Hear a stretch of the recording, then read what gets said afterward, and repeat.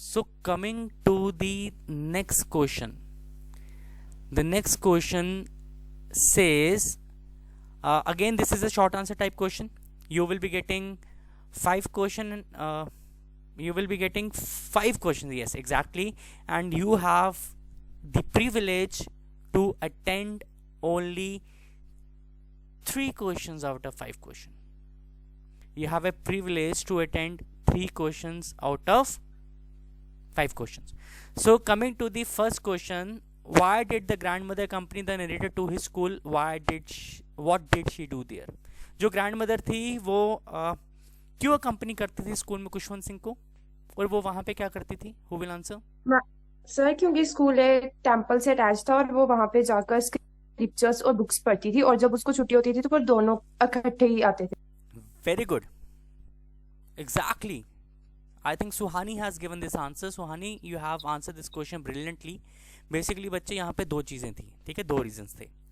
पहला रीज़न ये था कि जो स्कूल था वो टेम्पल के साथ था, ठीक है. तो ग्रैंड मदर एक रिलीजियस लेडी थी. वो खुशवंत सिंह को जब स्कूल में छोड़ने जाती थी और स्कूल से जब वापस आती थी तो वापस आके वो जब वो छोड़ने जाती थी तो उसके साथ ही वो टेम्पल में अपना टाइम स्पेंड करती थी. कैसे? रिलीजियस स्क्रिप्चर्स पढ़ के. और दूसरा रीज़न ये है कि अगर हम बात करें खुशवंत सिंह की, तो Khushwant Singh was too young, है ना. He was not in a position to go to school alone. और जो उसके पेरेंट्स थे वो सिटी में शिफ्ट हो गए थे, and the responsibility was on the grandmother only, and they were having a very good bond, and the grandmother use to love Khushwant Singh a lot. तो वो उसको अकेले स्कूल जाने नहीं देती थी. Got it? बच्चे इसमें किसी को problem? No, sir. Okay, so we will be coming to the next question. How did the first disaster strike the ship? From which chapter this question has been taken? This question has been taken from We Are Not Afraid to Die. तो पहला disaster कब hit हुआ और क्या हुआ, कैसे हुआ? We are not afraid to die, याद है कुछ? Let me give you some hint. इसमें जो नरेटर है वो बिजनेसमैन है. उसकी वाइफ जो है शी इज़ मैरी. उसकी बेटी जो है वो सुजैन है और बेटा जॉनथन है. बेटा कुछ रिकॉग्नाइज हुआ?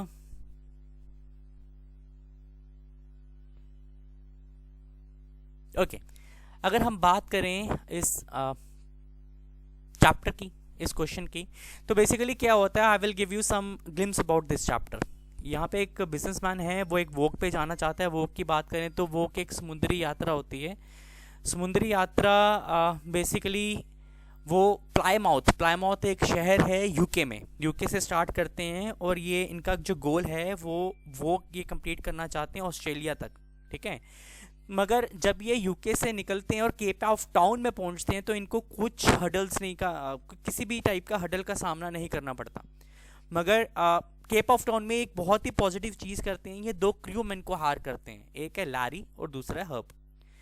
क्योंकि कहीं ना कहीं नरेटर को ये पता होता है कि अब वो इंडियन ओशन में जाने वाले हैं, और इंडियन ओशन में अगर वो जाएंगे तो हो सकता है वहाँ पे उनको मुश्किलों का सामना करना पड़े. तो इसलिए वो ऑन बोर्ड करते हैं दो क्रूमैन को, जिसमें एक लैरी है और दूसरा हब है. अब जब ये इंडियन ओशन में जाते हैं, ठीक है, तो इनकी क्रिसमस जो है वो बहुत अच्छे से निकलती है, इन्हें कोई भी प्रॉब्लम नहीं होती.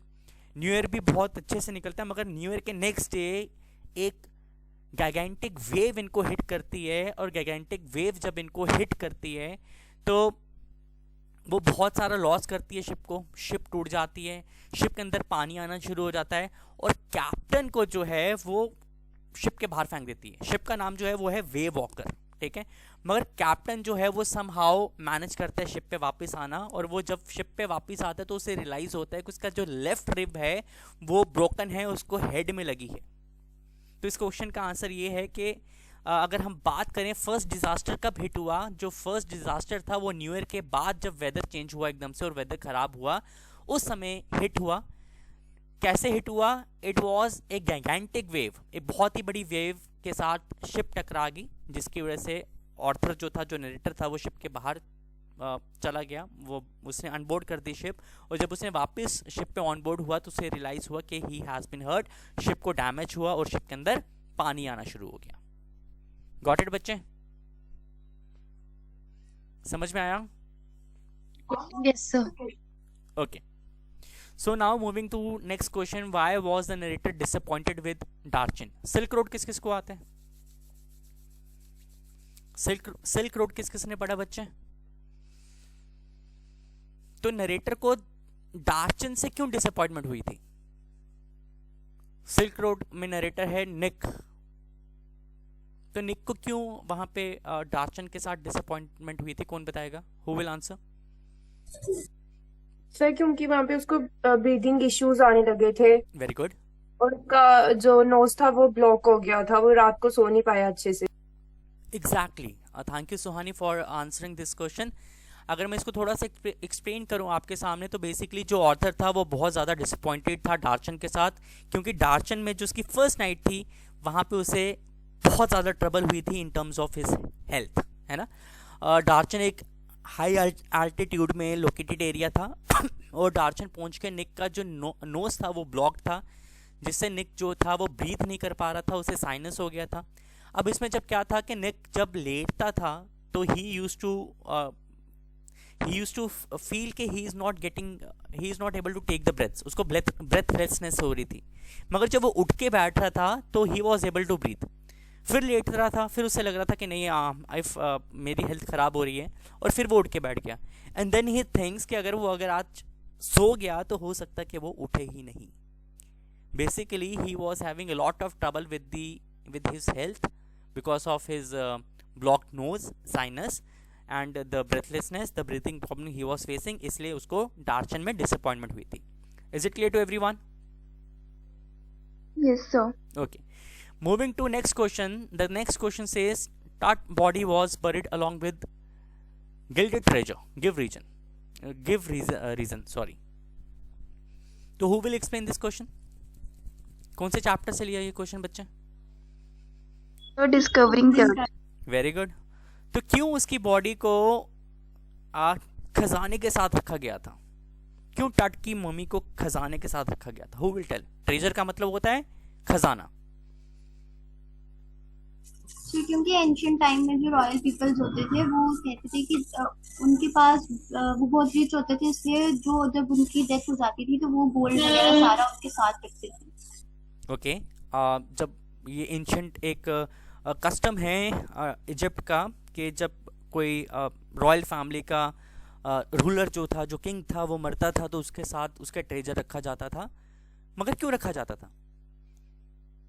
सर दे बिलीव दैट कि वो ट्रेजर उनकी नेक्स्ट लाइफ में काम आएगा, उनकी हेल्प करेगा। मतलब सिर्फ ट्रेजर नहीं मैम सर, वो सारी चीजें रखते थे जो उनको इम्पोर्टेंट लगती थी कि नेक्स्ट लाइफ में उनके काम आ सकती है। Exactly.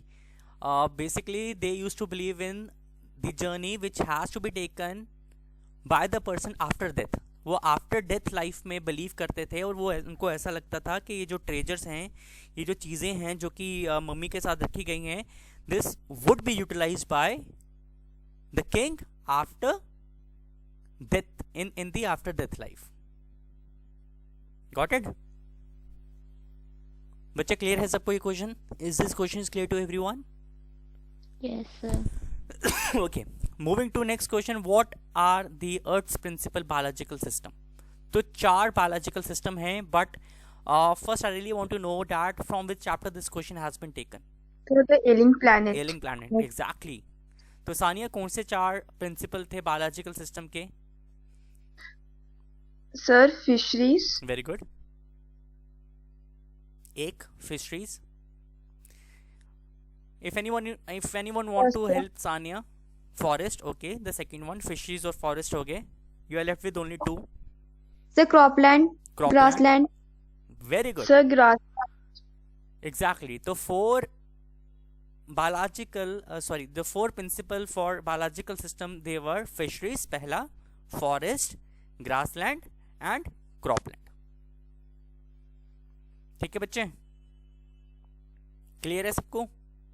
Yes sir. Okay, so moving to long answer type question, 6 marks का क्वेश्चन हम डिस्कस करेंगे। The 6 marks question is Describe how Mrs. Pearson is treated by her own children and husband. How does she set them right?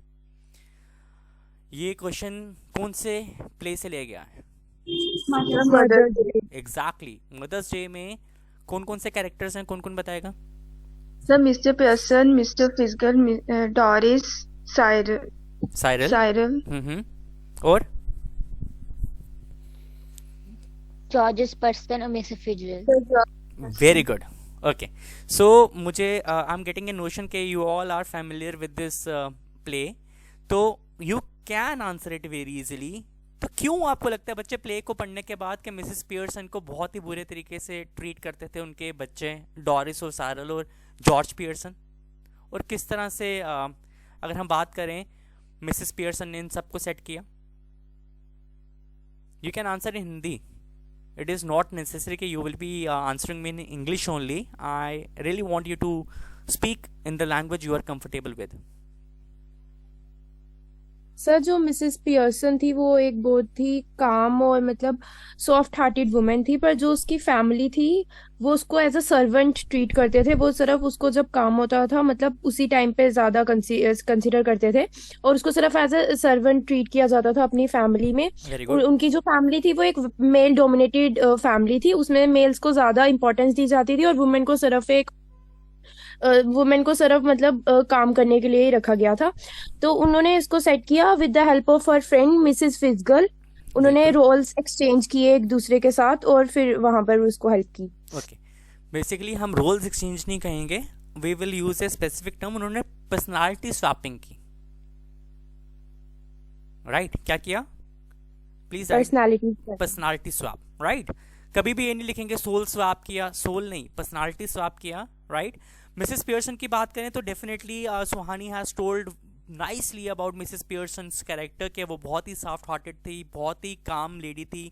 She was a loving mother, she every time thinks about her family.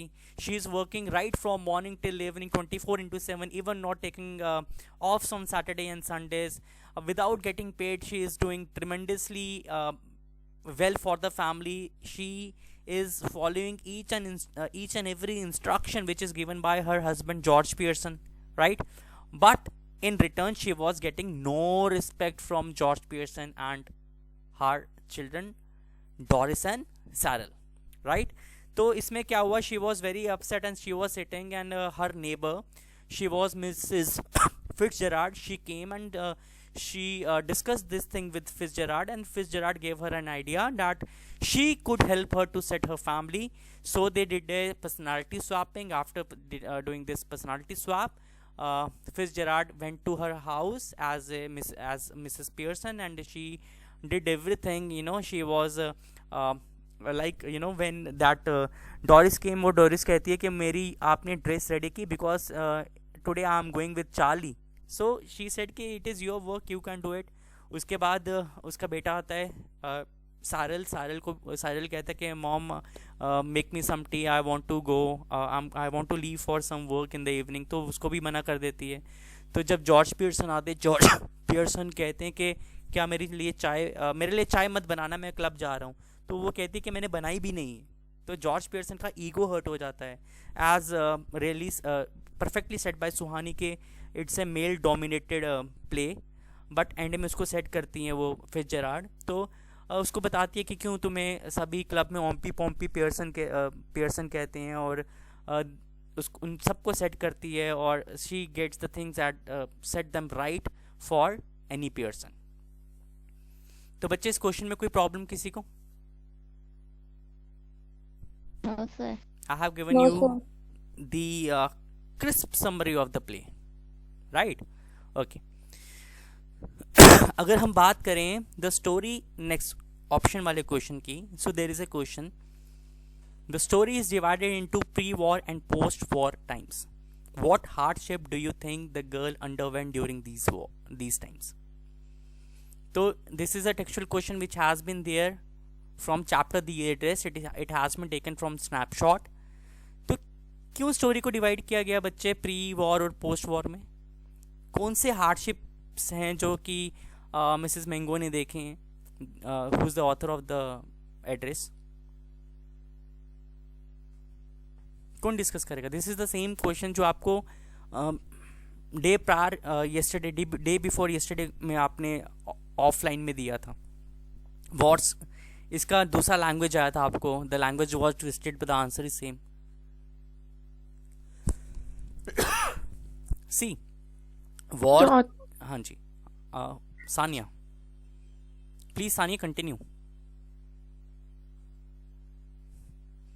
Sania बच्चा, I want you to give the answer. अपनी war के time अपनी जो मम्मा थी वो खो दी थी, जो उसके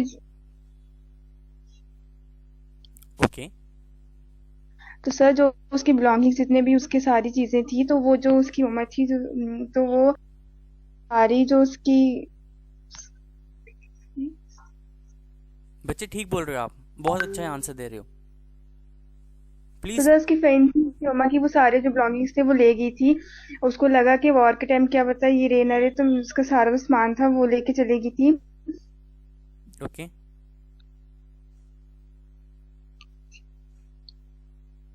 देन बिल्कुल ठीक बोल रहे हो बच्चे.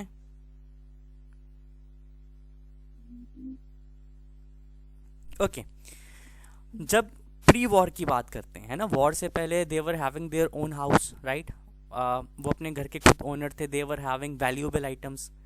बट जब वॉर स्टार्ट होने वाला था, so they have to leave their own house, है ना. उनको अपना घर छोड़ना पड़ा, और वॉर से जाने से पहले उन्होंने अपना जो सामान था वो मिसेस डॉलिंग के घर पे रखवाया.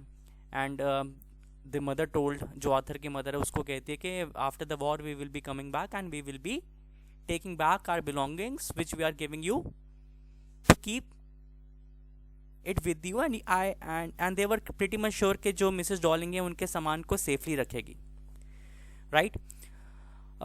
उनको अपना घर छोड़ के they have to go through lot of trouble, right.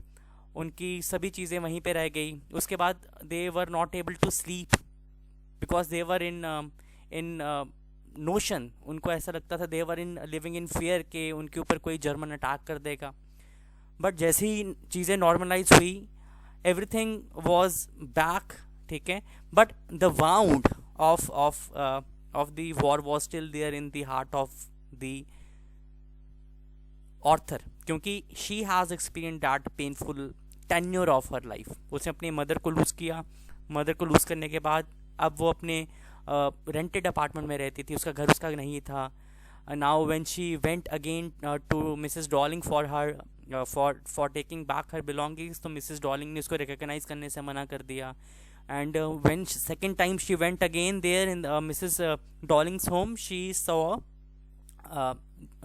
Saw that their belongings were not been taken care of. उनको बिल्कुल भी अच्छी तरह से नहीं रखा था, right. And she went back and everything was changed. Before war, I mean pre-war, they were rich, and after war she was slightly having trouble with the finances as she was living in a rented apartment. Got it? Yes, sir. Okay. Coming to next long answer type question. The next long answer type question says all the dangers and disaster could be confronted with patience, courage and determination. Sorry, these were the basic virtues which enable the writer, his family and crew members to reach safely to the island. Describe how the writer and his family etc exhibited these virtues in crisis, and conclude with brief comment as to how these virtues are essential for life. From which chapter this question has been taken? We are not afraid to die. Very good. We are not afraid to die. This is a word which is being used in the very first line.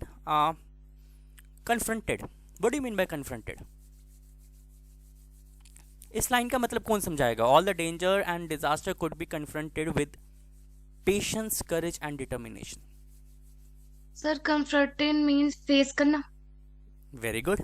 इसका मतलब है जितने भी danger हैं या disaster हैं वो हम इजीली फेस कर सकते हैं. किसके हेल्प से?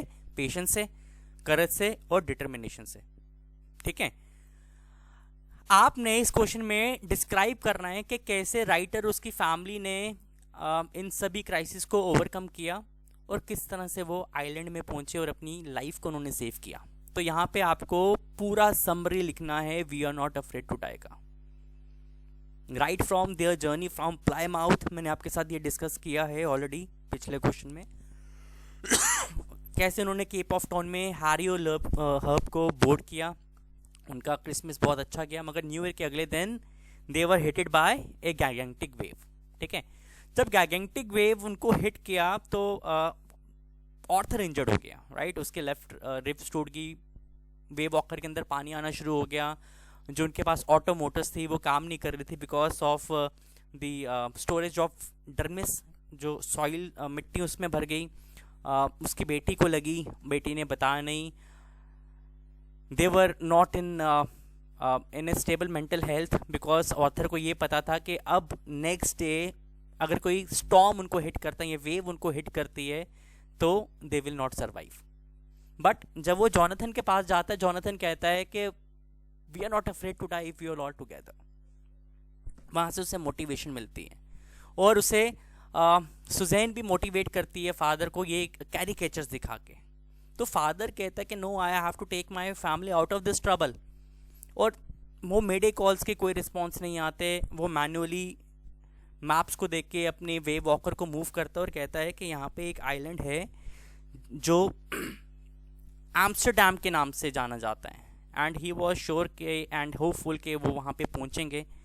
वो सो जाता है और शाम को 6 बजे वो देखता है कि उसकी वाइफ और उसके दोनों बच्चे उसके सामने खड़े हैं, और वो कहता है कि हम नहीं पहुँचे, but they were too happy to tell him that के we have reach the island that is Amsterdam. और जब वो आइलैंड को देखता है और कहता है कि ये सबसे सुंदर और खूबसूरत जगह है जो उसने अपनी लाइफ में देखी है, और वो एम्स्टरडैम आइलैंड में पहुंच के अपनी लाइफ को सेव करते हैं। So they all are able to save their life because they were patience enough, they have courage and they showed determination. Is it clear everyone? Yes, sir. Yes, sir. Okay, इसका और का हम question discuss करेंगे। और का question is, would you agree that the author grandmother was a person was this person strong in character? If yes, give instances that show this. From which chapter this question has been taken, bachche? Portrait of the lady. Portrait of the lady. Very good. It has been written by Khushwant Singh. तो क्या लगता है आपको, सच में दादी माँ एक strong person थी? कैसे Yes, sir. कैसे कह सकते हो? Share the instances with me. Sir क्योंकि वो एक स्ट्रॉन्ग इंडिपेंडेंट पर्सन उसको रिप्रेजेंट किया गया स्टोरी में, क्योंकि वो विलेज में अकेले रहते थे पहले, Very good. और उन्होंने खुशवंत सिंह को भी इतने अच्छे से संभाला था। Very good. Exactly. One instance from this chapter is very well said by Suhani ke they were only grandmother and Khushwant Singh were living in the village, है ना? And she was the one who took the responsibility of Khushwant Singh, and she was nurturing Khushwant Singh in a very nice way. First instance. Second one. Yes sir, sir वो अपने opinions को बहुत independently देती थी, जैसे उसको music वगैरह नहीं पसंद था तो उसने अच्छे से बताया, और वो स्क्रिप्चर्स को ज्यादा कंसीडर करती थी। Very good. She was strong enough with her things जिस पे वो बिलीव करती थी। अब क्या हुआ कि जब वो सिटी में शिफ्ट हुए तो खुशवंत सिंह को इंग्लिश स्कूल में या सिटी स्कूल में आप कह सकते हैं कि they were more into making him learn scientific things, they were no religious preachings, right? तो इसे दादी माँ was offended, she was not happy, but she was on her statement that के स्कूल में बच्चे को रिलीजियस प्रीचिंग्स ही दी जानी चाहिए। और दूसरा, जब स्कूल में म्यूज़िक सिखाया गया and she was not there with this decision, क्योंकि उन्हें ऐसा लगता था कि म्यूज़िक जो है वो लो लेवल के लोग जो है वही सीखते हैं। उसके बाद जब खुशवंत सिंह बड़े हुए, राइट, खुशवंत सिंह यूनिवर्सिटी में मूव करके उन्होंने अपना पर्सनल रूम लिया बिकॉज ऑफ द स्टडीज़। तो दादी माँ वॉज फीलिंग सैड इनसाइड, दादी माँ को बहुत बुरा लगा, but she didn't express that thing in her nature, in her expressions. That shows that she was really a strong woman, right? उसके बाद जब खुशवंत सिंह अब्रॉड चले गए और अब्रॉड के बाद वापस आए तो she was very happy, out of joy she was beating the drums and she was singing warrior songs. उन्होंने warrior songs गाए। और फैमिली ने कहा कि नहीं, यू मे फॉल इल, आप बंद कर दीजिए। She didn't listen. तो she used to listen of her heart only, वो अपने दिल की सुनती थी। और एंड में when she was about to die, she was very much particular in the thing that she don't want to talk to anyone of the any member of the family, and now she want to go with the prayers, and she prayed till she died. बच्चे, is this question clear to everyone? Yes, sir. किसी को कोई problem in questions में? बच्चे, anyone is having any type of problem, any trouble with these question which has been discussed, you can ask me again. Definitely I will be clearing up your doubts. किसी को doubt? Shall we move to next section? Shall we move to next section बच्चे? Yes, sir. Okay. Moving to section B. Section A का हम फिर से extract base एक बार discuss करेंगे, but उससे पहले हम सेक्शन बी को डिस्कस करेंगे।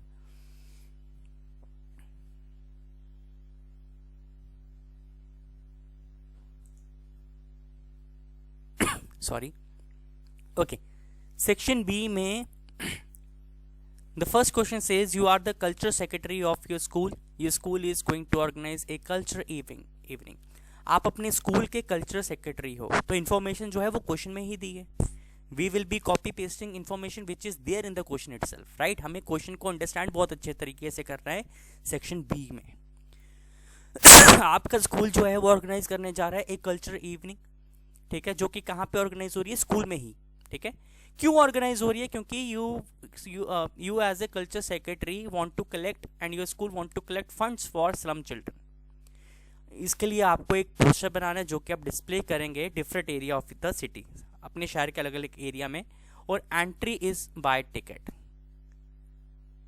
एंट्री जो है वो टिकट के थ्रू होगी। तो बच्चे, यहाँ पे एक वर्ड है which I really want to discuss with you. What do you mean by slums? Sir, जो झोंपड़ियों में रहते हैं। Very good. क्यों में रहती हूँ? तो इस क्वेश्चन को कौन एक्सप्लेन करेगा? Who will explain this question? आपको एक पोस्टर बनाना है जो आप शहर के अलग अलग कोने में लगाएंगे। आप कल्चर सेक्रेटरी हैं अपने स्कूल के, ठीक है। आपका स्कूल एक कल्चर इवनिंग ऑर्गेनाइज कर रहा है स्कूल की प्रेमाइसिस में ही। क्यों कर रहा है? बिकॉज आपका स्कूल जो है झुग्गी झोंपड़ी में जो बच्चे रहते हैं उनके लिए फंड रेज करना चाहते हैं। मगर जो एंट्री है इस प्रोग्राम में, इस कल्चर इवनिंग में, वो पेड है, राइट। उसके लिए टिकट खरीदना पड़ेगा। तो सबसे पहले आपने लिखा कल्चर सोसाइटी, राइट। आपके स्कूल का नाम Diwan Devi school, wait a minute, Diwan Devi school, right. उसके बाद आप ऑर्गेनाइज कर रहे हैं, क्या ऑर्गेनाइज कर रहे हैं? A cultural evening. Is not getting highlight. Okay, wait. एक कल्चर इवनिंग ऑर्गेनाइज कर रहे हैं, राइट। क्यों कर रहे हैं? आप फंड रेज करना चाहते, कलेक्ट करना चाहते हैं स्लम चिल्ड्रन के लिए। ये कब हो रही है? Give the details. ये 6 दिसंबर को हो रहा है। Who is the chief guest? Chief guest के बाद इसमें क्या क्या होगा? कल्चर प्रोग्राम में आपके स्कूल के बच्चे पार्टिसिपेट करेंगे। आप वहाँ पे Dogri dance, स्किट्स, aerobics, Dogri songs, performances होंगी। वेन्यू क्या है? अभिनव थिएटर है। आप रिक्वेस्ट करें पब्लिक को कि आप आइए, आप कंट्रीब्यूट कीजिए, और जो एंट्री है वो किसके थ्रू है? वो टिकट्स के थ्रू है, जो कि अडल्ट का 20 रुपये है और बच्चों का जो है वो 10 रुपये के। आप कौन है? You are the culture secretary as it is given in the question itself. Clear हुआ बच्चे? और पोस्टर जो है आपका बॉक्स में आता है।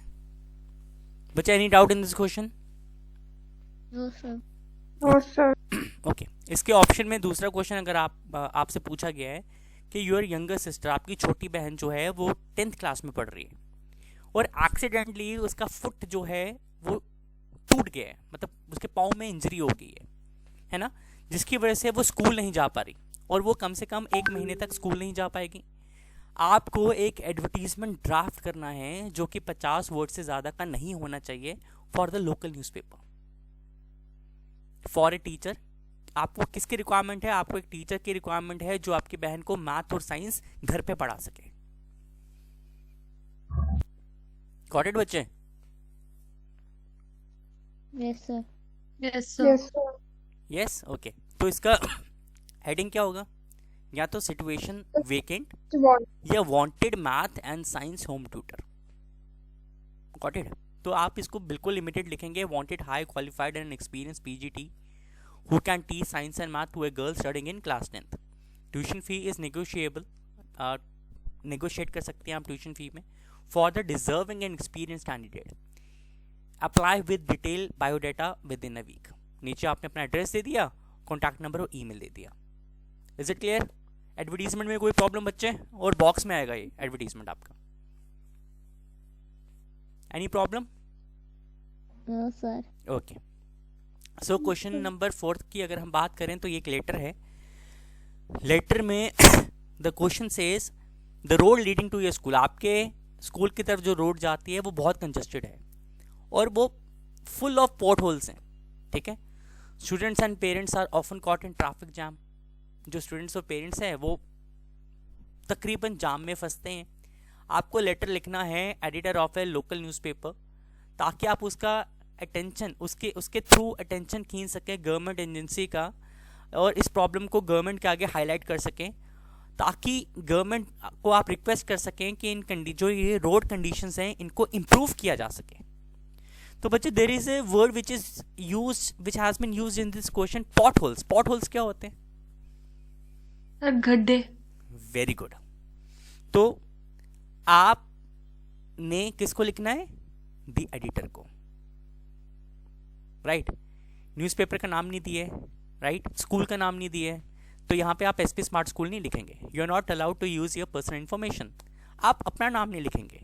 You are not allowed to use your personal name in the answer sheet except of the home page, right. ये सबको पता है? ये सबको क्लियर है बच्चे?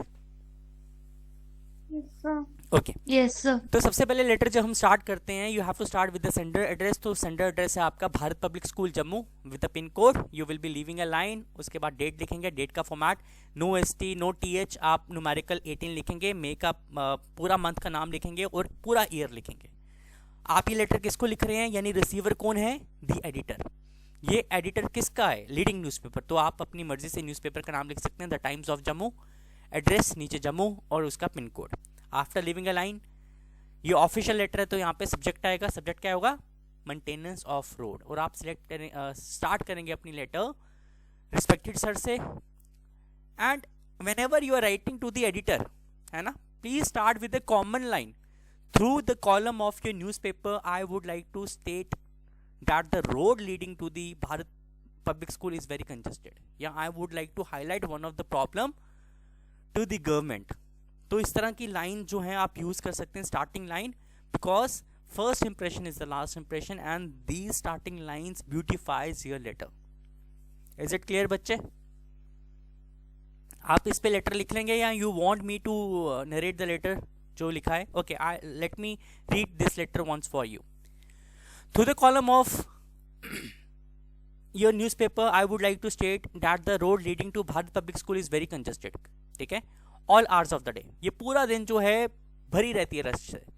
It is one of the busiest road of the city but it is full of pot holes everywhere. इसमें खड्डे ही खड्डे हैं। Shopkeeper on both sides have encroach upon a good part of the road. Encroach क्या होता है कि इन्होंने illegally जो है रोड के दोनों पार्ट को कैप्चर कर लिया है। It has increase the conjunction all the more, इसकी वजह से जो कंजक्शन रहता है वो और ज़्यादा रहता है। द सिचुएशन बिकेम हॉरिबल, जो सिचुएशन जो है वो बहुत ही हॉरिबल है during morning hours when people are hurrying to their places of work, जब लोग अपने काम के लिए जा रहे होते हैं, अपनी जॉब पे जा रहे होते हैं। There are 2 big school situated on this road, इस रोड में 2 बहुत ही बड़े स्कूल हैं। Students and parents are often caught in traffic jam, बच्चे और पेरेंट्स जो हैं वो ट्रैफिक जाम में तकरीबन फंसते हैं, which give them a lot of mental tension, जिसकी वजह से उनको मेंटल टेंशन हो जाती है कि स्कूल के लिए लेट हो जाएंगे, right. Several representation have been made to the government, हमने गवर्नमेंट को बहुत सी रिप्रेजेंटेशन दी है, but nothing has been done so far to improve the condition of the road. Government की तरफ से कुछ भी नहीं हुआ जिसकी वजह से रोड को इम्प्रूव किया जा सके। Now we seek to draw the government's attention through this letter in the column of your newspaper. Through the column of your newspaper, we want to draw the government's attention through this letter, है ना. आपके newspaper से हम government का ध्यान जो है इस प्रॉब्लम पे, इस इशू पे खींचना चाहते हैं. ठीक है. It is heard that the city corporation is having a dispute. ये सुनने में आया कि जो सिटी कॉर्पोरेशन है उनका डिस्प्यूट है इस रोड के ऊपर टेलीग्राफ डिपार्टमेंट से. मगर इससे लोगों का क्या कंसर्न है, इससे कॉमन लोगों का क्या कंसर्न है और इसमें कॉमन लोगों को क्या फॉल्ट है जिसकी वजह से वो रोज सफर कर रहे हैं. Thank you. Your faithfully Ramesh and principal. As a principal you have to write this letter to the editor और आपको इस तरह से इसको क्लोज करना है. बच्चे जब भी एज ए प्रिंसिपल आप लेटर लिखेंगे तो आप नाम के नीचे डेजिग्नेशन जरूर देंगे. Is it clear everyone? Yes, sir. Okay. बच्चे moving to the next letter. You are the librarian of your school as desired and ordered by the principal. Write a letter to Messrs. M/S का मतलब होता है Messrs. ठीक है. Unique bookshop. Ordering for the supply of English books and books in physics and chemistry which have recently been introduced by Bose for the school library. तो as a librarian आपको किसको लिखना है? यहाँ पे रिसीवर एड्रेस किसका आएगा बच्चे? जिसको आप लिख रहे हो, जिसको आप ऑर्डर प्लेस कर रहे हो. ये बिजनेस लेटर है. ठीक है. आप किसको ऑर्डर प्लेस कर रहे हो? तानिया, तानिया किसका ऑर्डर प्लेस कर रहे हो बच्चे? फिर बुक्स का, कौन से बुक्स का? English book, physics, chemistry. Very good. जो कि किसने इंट्रोड्यूस किया? बोस ने. ठीक है, जेके बोर्ड ने. तो बच्चे आप सबसे पहले अपना सेंडर एड्रेस लिखेंगे. फॉर्मेट सेम रहेगा ऑफिशियल लेटर वाला. आप उसके बाद लाइन छोड़ेंगे, डेट का फॉर्मेट लिखेंगे. अब ये लेटर किसको लिख रहे हैं? Unique book shop. Very good. तो ऊपर सेल्स मैनेजर लिखेंगे. अगर आप मैसेज यूनिक बुक शॉप लिखेंगे तो वो भी सही है. नीचे उसका एड्रेस लिखेंगे. सब्जेक्ट में ऑर्डर फॉर बुक लिखेंगे सर मैडम, है ना. सीधा लेटर स्टार्ट करेंगे. I would like to place an order for the following books for our school library. मगर जब आप ऑर्डर लिस्ट देंगे, order list has to be made with the pen and it has to be made in a tabular form. इसी तरह से table में बनाएंगे. Serial number, name of item, कौन सी क्लास की है, पब्लिशर कौन है और कितनी क्वांटिटी आपको चाहिए. ठीक है. आप जब भी एक बिजनेस लेटर लिखेंगे जिसमें आप एक ऑर्डर प्लेस कर रहे हैं तो वहां पे आप तीन चीजों का ध्यान देंगे. एक, आपकी ऑर्डरिंग लिस्ट होनी चाहिए, प्रॉपर कॉलम्स में होनी चाहिए, टैबुलर फॉर्म में होनी चाहिए. दूसरा, आप रिक्वेस्ट करेंगे वेंडर से, यानी आप मैसर यूनिक बुक शॉप से रिक्वेस्ट करेंगे कि वो ऑर्डर जल्द से जल्द डिलीवर करें और उस पर डिस्काउंट दें. जो पेमेंट मोड रहेगा वो ऑनलाइन मोड रह सकता है या फिर कैश ऑन डिलीवरी रह सकता है. और आप एक और चीज़ यहाँ पे मेंशन करेंगे. आप ये मेंशन करेंगे कि अगर आपका order, if you find order faulty या damaged, then the whole parcel would be returned back without making any kind of payments against it. आप एक पैसा भी नहीं देंगे और पूरा जो पार्सल है, पूरा जो ऑर्डर है वो वापस कर देंगे. नीचे thank you your faithfully AK librarian. Is it clear बच्चे? Yes sir. ओके. ईमेल का फॉर्मेट जो है FDTCS from date to CC.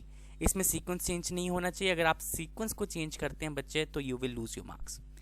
Email का क्वेश्चन है, write an email to your friend congratulating him on becoming the captain of the school cricket team. आप अपने एक friend को ईमेल लिख रहे हैं. क्यों लिख रहे हैं? क्योंकि वो स्कूल की क्रिकेट टीम का कैप्टन बन गया है. आप उसे कंग्रेचुलेशंस कहना चाहते हैं. और आपको ये कैसे पता लगा कि वो कैप्टन बना है? आपने एक नोटिस देखा जो कि आपके स्कूल के प्रिंसिपल्स ऑफिस के नोटिस बोर्ड पर लगा था. Got it? क्वेश्चन समझ में आया बच्चे? Yes sir. ओके. तो फ्रॉम अपना ईमेल एड्रेस, पर्सनल नहीं, इमेजिनरी. डेट का फॉर्मेट ऐसे आएगा, डेट के सामने टाइम आएगा. टू, जिसको लिख रहे हो, CC में कुछ नहीं लिखना है. सब्जेक्ट क्या है? क्वेश्चन से ही लिखना है, कंग्रेचुलेटिंग ऑन बिकमिंग कैप्टन. जब भी आप ईमेल लिखेंगे, ईमेल आपको ऑफिशियल ईमेल नहीं है, आपको पर्सनल ईमेल्स ही हैं. आप डियर रजत से शुरू करेंगे. So the name is not given, you can use imaginary name. यहाँ पे मैंने डियर रजत यूज़ किया है।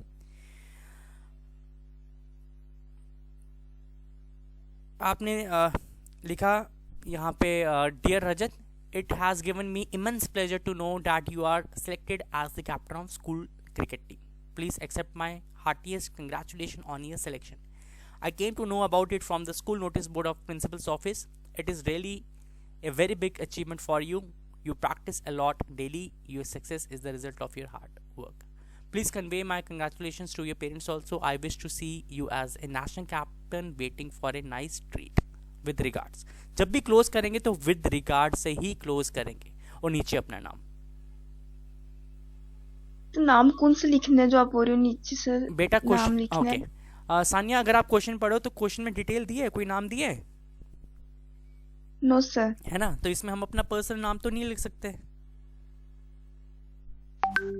नो सर, जो हमने ईमेल डाली ना, फ्रॉम जिससे हमने ईमेल जिसकी भी डाली, तो सर वो नाम लिखना है नीचे। यस, अगर आप सानिया, अगर आप किसी को मेल कर रहे हो तो आप अपनी ईमेल से करोगे या तानिया की ईमेल से करोगे? सर अपनी ईमेल से। तो बच्चे ऊपर आपका ही ईमेल एड्रेस आएगा और ईमेल एड्रेस में जो आप नेम यूज करते हो वही आपके नाम में, यानी आप विद रिगार्ड्स में वही लिखोगे। फॉर एग्जाम्पल अगर हम फ्रॉम की बात करें तो ईमेल लिखा है raj.123@gmail.com और नीचे क्या आया है? राज। और किसको भेज रहे हैं? रजत। तो rajat.179@gmail.com और हमने किसको लिखा है? Dear Rajat. Got it? Yes sir. कोई डाउट इसमें बच्चे? Any doubt to anyone? You are free to ask your doubts without any hesitations बच्चे। Okay, coming to next question. The question is on crime against women. ठीक है, जो crime के incidents हैं against women वो बढ़ रहे हैं। आप एज ए स्टूडेंट एडिटर आप लिखेंगे स्कूल मैगजीन के लिए कि एज ए यूथ आप किस तरह से फाइट कर सकते हैं इस इवल के for your school magazine. This is a article. ठीक है, आपको आर्टिकल लिखना है। तो आर्टिकल का क्या फॉर्मेट है? आपको हेडिंग लिखना है और हेडिंग को सेंटर में प्लेस करना है। You have to leave a line और उसके बाद बाय लाइन लिखनी है। बाय लाइन मतलब कि नाम दिया नहीं है। बट अगर इस क्वेश्चन की बात करें, यहाँ पे आपकी डेजिग्नेशन दी है, designation as the student editor of your school magazine. तो designation as per the question आएगी स्टूडेंट एडिटर स्कूल मैगजीन। मैं इन दोनों को हाईलाइट कर लेता हूँ ताकि आपको समझ आ जाए। बेटा समझ में आया कि डेजिग्नेशन हमने क्यों लिखी है? ये yes sir. Because it is given in the question. नाम आप इमेजिनरी यूज करोगे। तो बच्चे वुमेन्स के अगेंस्ट क्या क्या क्राइम हो रहे हैं, कोई बता सकता है? Sir Tanvi? Yes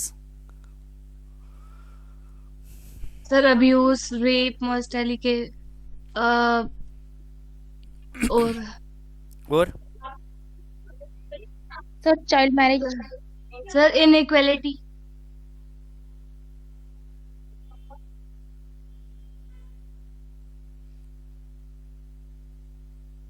Sir, dowry deaths, honor killings, female infanticide, sexual crimes, modesty.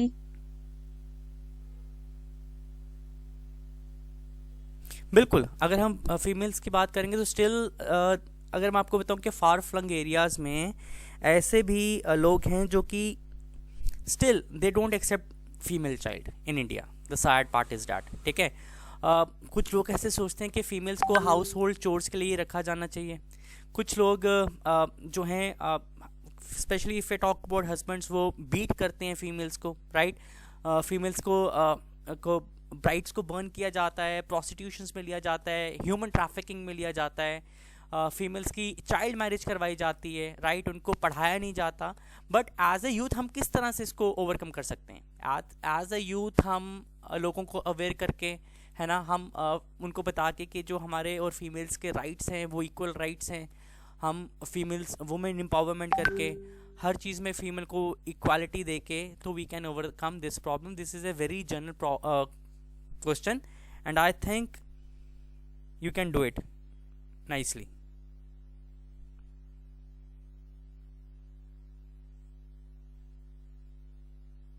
है ना बच्चे, कर लोगे? I Yes, have sir. given you ideas. It is a very common topic. We can easily write on it. If you have trouble in it, please ask. I have shared the points with you all.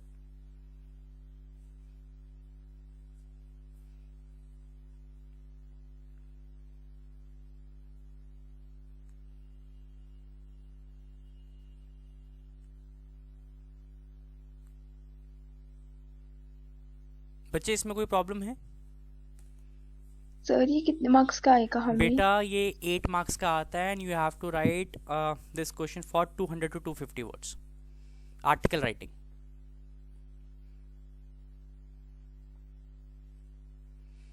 इसमें आप discrimination का लिख सकते हो, sex determination का लिख सकते हो। गवर्नमेंट ने ऐसे रूल्स बनाए हैं जिसमें sex determination is a crime. Sir हाँ जी बच्चे। सर जो बाय के बाद जो नाम होता है सर, उसके बाद जो डेनिकेशन जो उसका वो Designation? ऑक्यूपेशन लिखनी होती है, हाँ सर वो जी लिखना जरूरी है? अगर नहीं दिया होता है, मतलब सिर्फ नाम लिखे वो भी चलेगा? बच्चे, अगर क्वेश्चन में दिया है तो लिखना है, अगर क्वेश्चन में नहीं दिया है तो नहीं लिखो। Okay sir. You have to write as per the ask, मतलब आस्क क्वेश्चन। जो क्वेश्चन में दिया है ना वो तो लिखना ही लिखना है, वो तो मिस ही नहीं करना है। अगर क्वेश्चन में नहीं दिया है तो ठीक है, you can avoid, but when it is there in the question you have to write. आपको पता है गवर्नमेंट ने एक रूल बनाया है कि कोई भी इंसान अगर सेक्स डिटर्मिनेशन करता है, ठीक है, तो उसको जेल हो जाती है।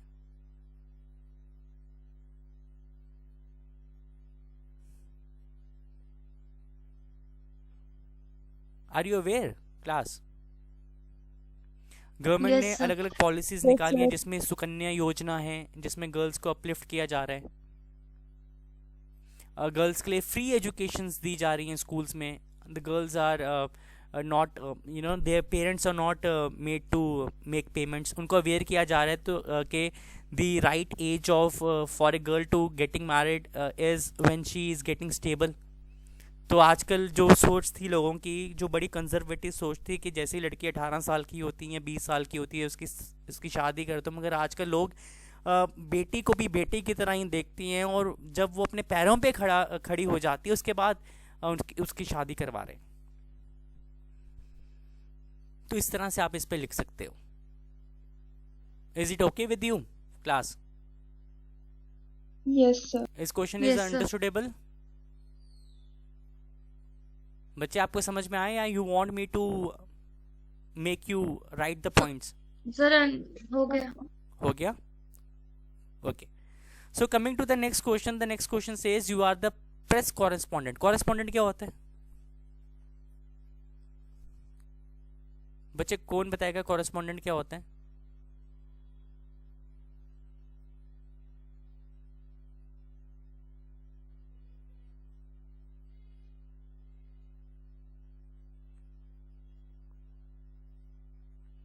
सर आप रिस्पॉन्स क्यों नहीं कर रही हैं?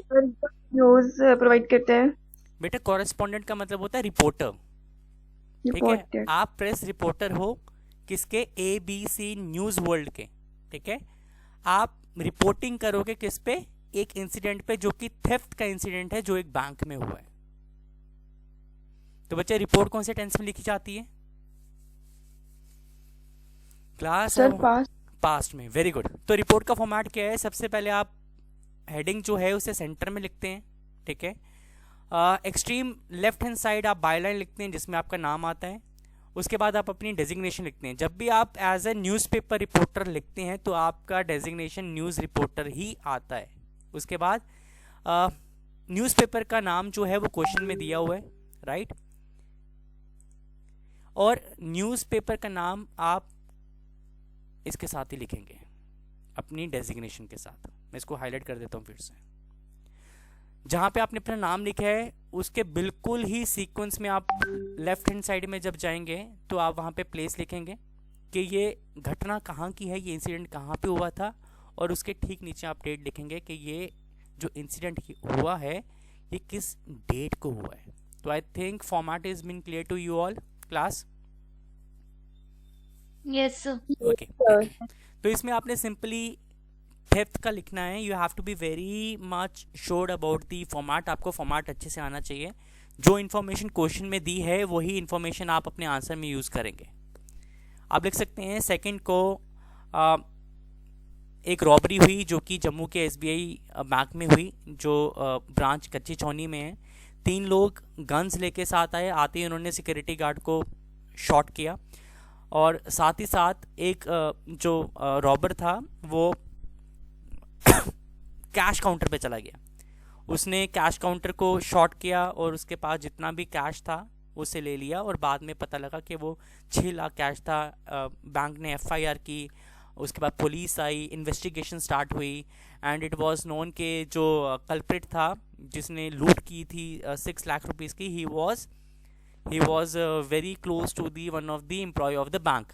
तो इन्वेस्टिगेशन में ये सामने आया कि जो बैंकर था he was the mastermind for framing this loot and he has made a blueprint of the same, and the same blueprint was given to one of his close friend who was a robber and who attempted this act of theft in SBI branch that is situated in Kachi Chowni।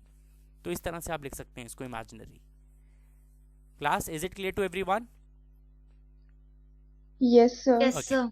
अब editing की बात करें तो editing का बच्चे format लिखने का ये है कि आपको पूरा पैराग्राफ रीराइट करना है। जब आप रीराइट करेंगे इस तरह से, you have to replace correct answers with the incorrect answers and you need to underline the correct answers. Is it clear class? Is it clear to you? Yes sir. और आप उसके नीचे एक टैबुलर फॉर्म बनाएंगे correct incorrect का, और जो incorrect answers है उनके सामने आप करेक्ट फॉर्म्स लिखते जाएंगे। क्लियर है बच्चे?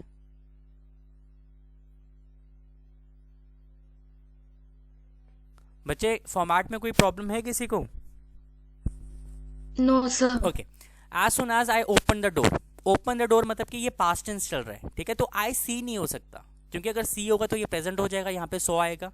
माई फ्रेंड सोहन, एस जो है वो स्मॉल लेटर में दिया है, यहाँ पे सोहन का कैपिटल लेटर आएगा। Glad to see you, I said come in please, come in please is a dialogue. यहाँ पे ये एक ही इन्वर्टेड कॉमा में दिया है, मगर ये 2 इन्वर्टेड कॉमास में आएगा क्योंकि ये डायलॉग है।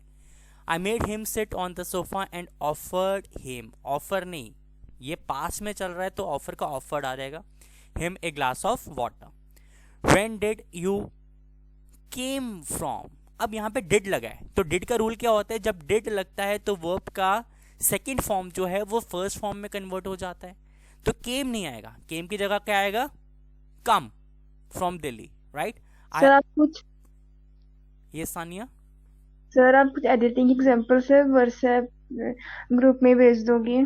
मैं भेज दूंगा, डोंट वरी। पहले इसको थोड़ा सा समझ लीजिए, फिर मैं आपको साथ सेम एग्जांपल आपके व्हाट्सएप ग्रुप में शेयर करता हूँ, right? I have taken a screenshot for the same. जैसे ही क्लास ओवर होगी I will be sharing the same in the WhatsApp group too. Okay. I ask, he only smiled and said I came yesterday. अब came क्यों आया? क्योंकि did नहीं लगा है। जब डिड नहीं लगता है तो वर्ब का सेकेंड फॉर्म आता है, it's a simple past tense, right? But friend I has learned, I के साथ हैज नहीं आता, हैज हमेशा थर्ड पर्सन के साथ आता है। आई फर्स्ट पर्सन है तो यहाँ पे हैव आएगा, ठीक है? I have learn that east और west home is the best. I would advise, advise के स्पेलिंग गलत हैं तो एडवाइस के ADVISE आप स्पेलिंग यहाँ पे ठीक करेंगे। All not to left home, left नहीं आएगा, यहाँ पे लीव आएगा, home unless it is unavoidable and necessary. So editing part is clear to you बच्चे? Yes sir. Okay. Now moving to section A, section B is completed. बच्चे section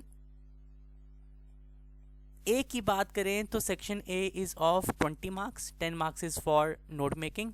आपको इससे passage को अंडरस्टैंड करना है and you have to make notes.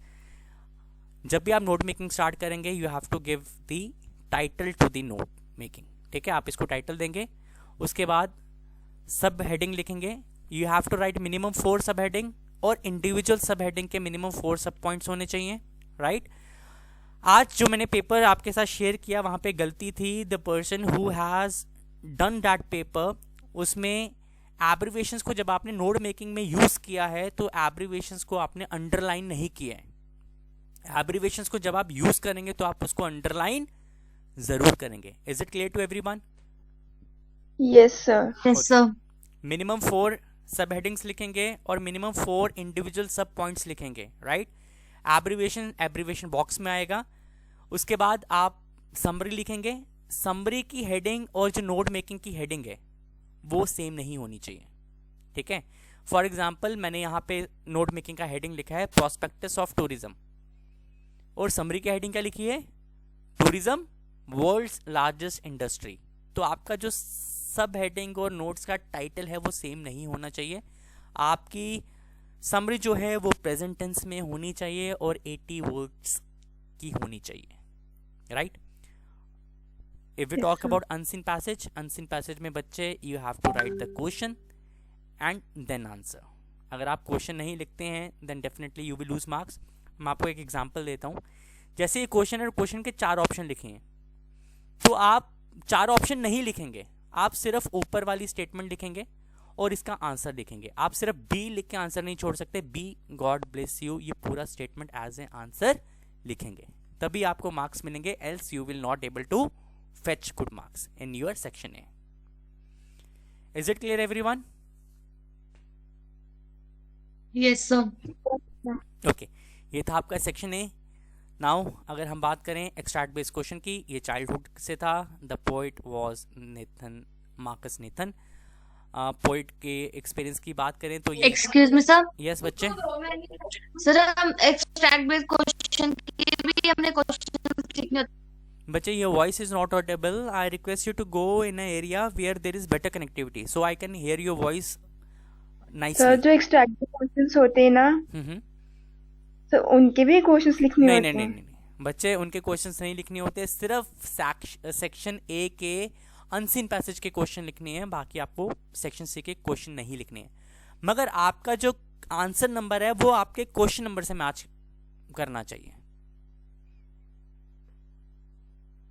Is it clear? Yes sir. Okay.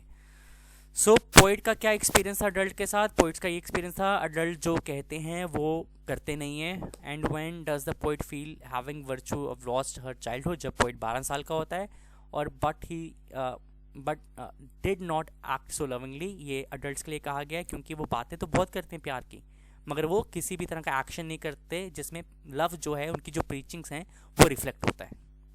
तो बच्चे, I have discussed this paper with you. I hope you have understood, and definitely we will be improving in the upcoming examination, and we will be doing the paper which is scheduled on 6th of April at its best, at our best. We are best and we will be doing best, right? So is there any doubt you want to share with me or anything you want to share so that I can clear it up?